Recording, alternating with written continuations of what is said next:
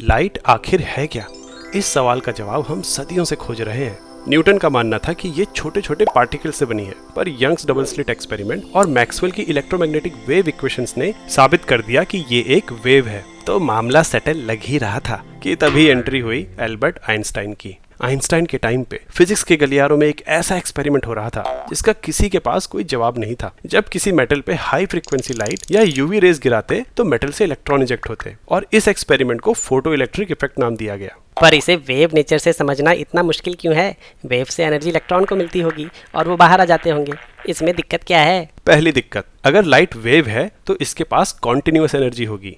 Low frequency light के लिए भी इलेक्ट्रॉन धीरे धीरे एनर्जी अब्सॉर्ब कर सकता है और बाहर आ सकता है, लेकिन ऐसा होता नहीं। लो फ्रीक्वेंसी पे इलेक्ट्रॉन मेटल से इजेक्ट होते ही नहीं।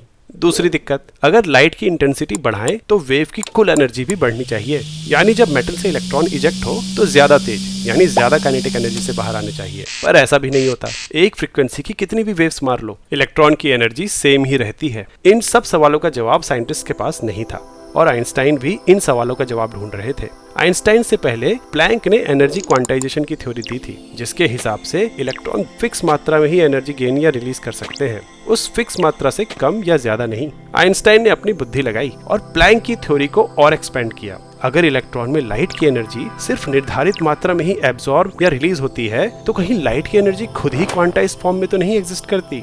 मतलब लाइट, जिसे वेव माना जाता है, उसकी एनर्जी कॉन्टिन्यूअस नहीं बल्कि फिक्स क्वांटिटी की हो, यानी वो एक पार्टिकल की तरह हो। आइंस्टाइन ने इन लाइट के पार्टिकल्स को फोटॉन का नाम दिया। इसे एक एनालॉजी से समझते हैं। मान लो एक पेड़ पे तुम्हारी बॉल फंस गई, जो कि यहाँ इलेक्ट्रॉन को दर्शाता है। अब तुम्हें उसे नीचे लाने के लिए पत्थर यानी फोटॉन्स मारने हैं। अगर पत्थर बहुत छोटे हैं तो तुम कितने भी मार लो, बॉल नीचे नहीं आएगी, यानी फोटॉन के पास एनर्जी कम है। ये केस लो फ्रीक्वेंसी लाइट को दर्शाता है। पर क्या हो अगर एक के बाद एक कई सारे छोटे छोटे पत्थर बॉल को लग जाएं? तब तो बॉल को गिराने के लिए इनफ एनर्जी होगी। कई सारे छोटे पत्थर मतलब लो फ्रीक्वेंसी और हाई इंटेंसिटी। अगर कई सारे पत्थर एक साथ लगे तो बॉल गिर भी सकती है, और असल में इलेक्ट्रॉन्स के साथ भी ऐसा ही होता है। जब लो फ्रीक्वेंसी और हाई इंटेंसिटी की लाइट मेटल पे गिराते हैं तो कभी कभी कुछ इलेक्ट्रॉन्स एक से ज्यादा फोटॉन्स की एनर्जी एब्सॉर्ब कर बाहर भी आ जाते हैं, पर इलेक्ट्रॉन इतना छोटा होता है कि ऐसा होने की प्रोबेबिलिटी बहुत कम है। वहीं अगर बड़े पत्थर यानी हाई फ्रीक्वेंसी के फोटॉन्स मारे तो जितने तेज पत्थर लगेंगे उतनी तेजी से बॉल बाहर आएगी, यानी ज्यादा काइनेटिक एनर्जी से। और इस तरीके से लाइट को पार्टिकल मानने से फोटो इलेक्ट्रिक इफेक्ट के सारे अनसुलझे जवाब मिल गए, और आइंस्टाइन ने ये प्रूफ कर दिया कि लाइट केवल वेव नहीं बल्कि पार्टिकल नेचर भी शो करती है। अगर हमारे वीडियोस देख के आपको फिजिक्स सीखने या सिखाने में मदद मिलती है तो हमारी मेंबरशिप लेने पे जरूर विचार करें।